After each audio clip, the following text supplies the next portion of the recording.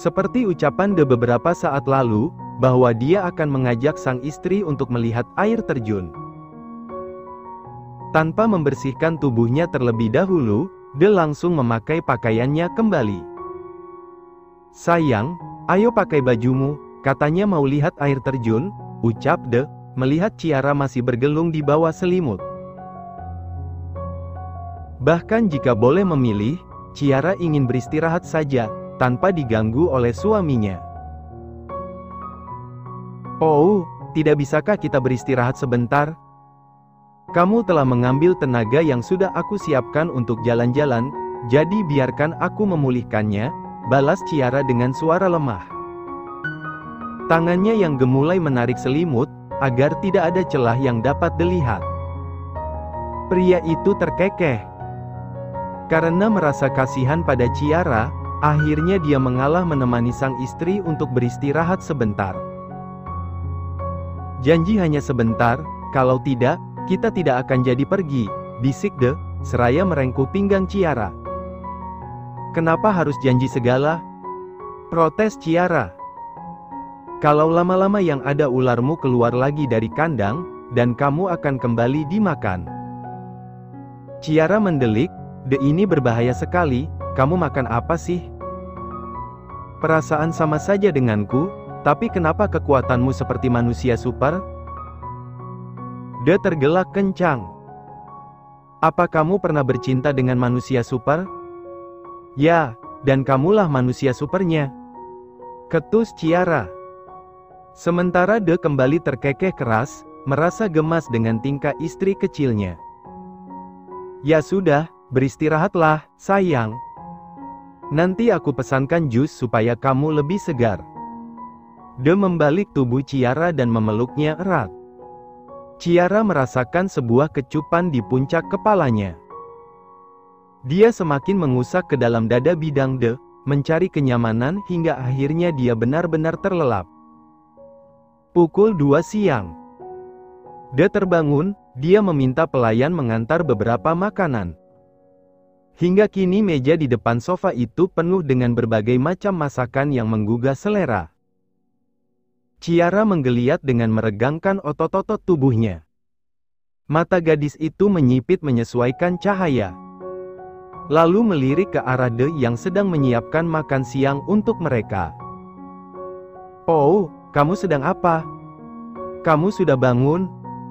Kebetulan aku sudah memesan banyak makanan, kita makan sama-sama." De tersenyum tipis, dia mengambil gelas berisi jus jeruk, lalu menyerahkannya pada Ciara. "Minumlah, supaya tubuhmu segar." Patuh, Ciara langsung meminum air berwarna orange itu hingga tandas. Kemudian mereka makan siang bersama.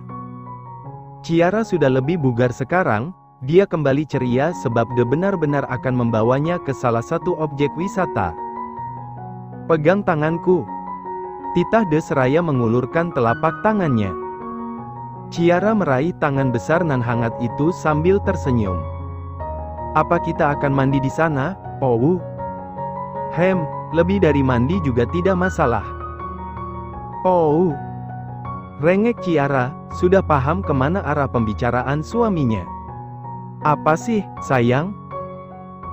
Memangnya ada yang salah dengan ucapanku?" "Cih, tidak tahu ah." Bibir Ciara mencebik, tetapi kakinya terus mengikuti langkah De. Ada satu penjaga pulau yang menjadi pemandu mereka menuju air terjun yang cukup jauh dari penginapan. "Memangnya kita tidak bisa pakai kendaraan apa? Jalan kaki lebih romantis, Mo. Supaya lebih sehat juga." Nafas Ciara terengah, karena jalanan yang naik.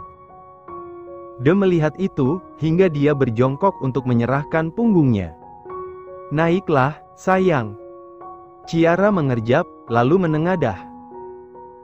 "Tapi nanti Pau kelelahan bagaimana? Lebih baik aku kelelahan daripada merasa tidak berguna." De meraih pergelangan tangan Ciara, hingga melingkar sempurna di lehernya. Pipi Ciara bersemu merah, merasa begitu dimanjakan, sebab kini dia sudah sukses menempel pada punggung suaminya. "Cih, Dia mirip sekali dengan benalu, bisanya hanya merepotkan. Jangan berpikir ini gratis, bisik De, membuat senyum di bibir Ciara langsung sirna. De meneruskan langkah dengan terkekeh pelan, menginjak rumput-rumput hijau hingga tak berapa lama kemudian sampailah mereka di salah satu air terjun yang memiliki keindahan alam yang menakjubkan. Wah, indah ya, Pou. Benar, Mo. Benar-benar cocok untuk bercocok tanam.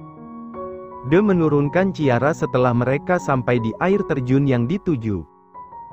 Gadis cantik itu langsung berlari kegirangan, lalu mulai bermain air yang terlihat sangat jernih itu. Jika Anda butuh sesuatu, Anda bisa memencet bel yang ada di pohon besar itu, Tuan, ucap satu petugas yang sedari tadi menemani perjalanan De dan Ciara. De melayangkan tatapannya pada pohon yang dimaksud. Di sana ada serangkaian alat komunikasi yang dibuat untuk memudahkan para pengunjung menghubungi petugas jika mereka membutuhkan sesuatu, atau ada kejadian yang tak terduga. Baiklah, terima kasih. Saya akan menikmati waktu berdua dengannya, jadi jangan sampai Anda menyesal, balas De dengan sedikit cengiran di ujung kalimatnya. Petugas itu tersenyum kikuk. Dia pun akhirnya menyingkir setelah De pergi meninggalkannya. Pria itu menyusul Ciara yang sudah masuk ke dalam air, dan membuat tubuhnya setengah basah. Mo, kenapa tidak menungguku? Seru De, membuat Ciara menoleh dengan tawa riang di bibirnya. Aku sudah tidak sabar, Pou, airnya sangat jernih dan segar. Aku jadi ingin mandi, balas Ciara. Dia mengambil air menggunakan kedua tangan, lalu melemparkannya ke atas hingga turun seperti hujan. Melihat itu, De pun mengulum senyum. Dia segera menyusul Ciara untuk masuk ke dalam air yang memiliki ketinggian tak seberapa. Kamu menyukainya? Tanya De, kini dia sudah merengkuh pinggang Ciara. Gadis cantik itu mengangguk. Aku ingin ke sana. Tunjuk Ciara pada air yang turun dari tebing. Ayo kita ke sana. De pun menuruti keinginan istrinya, mereka bergandengan tangan dan melangkah bersama. Di setiap gerak kaki keduanya, selalu ada tawa yang membahana. Seolah memberitahu pada semua makhluk di bumi, bahwa dunia hanya milik mereka berdua. Ciara langsung melepaskan genggaman tangan De. Dia melangkah tergesa seraya merentangkan tangan untuk menikmati air yang jatuh membasahi tubuhnya. Ah, benar-benar segar, ungkap Ciara dengan terkekeh pelan.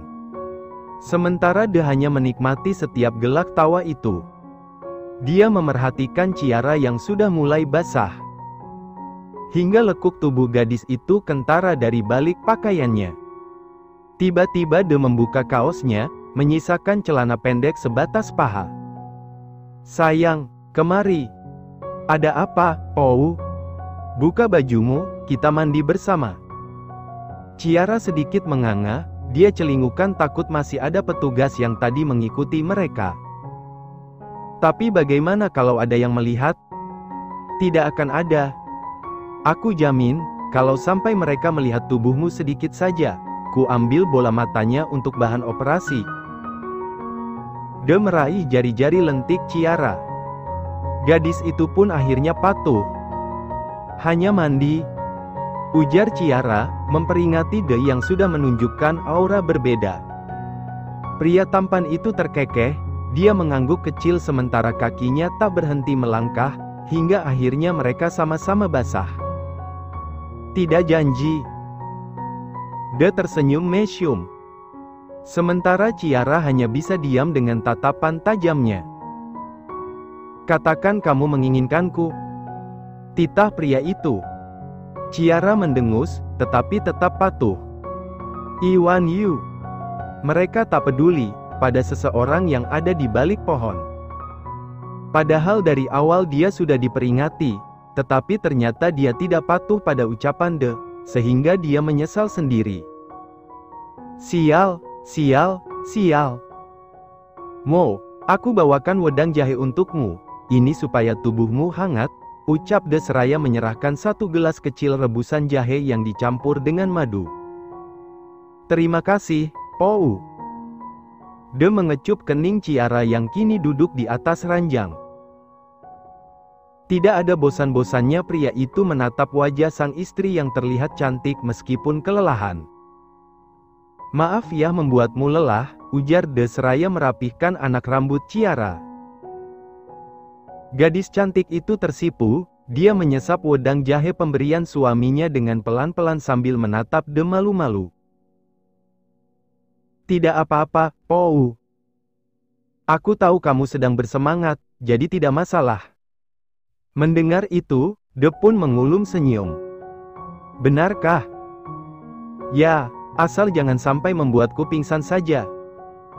Nada bicara Ciara mulai sedikit ketus, karena baru 1 hari mereka di sana, tulangnya seperti akan remuk.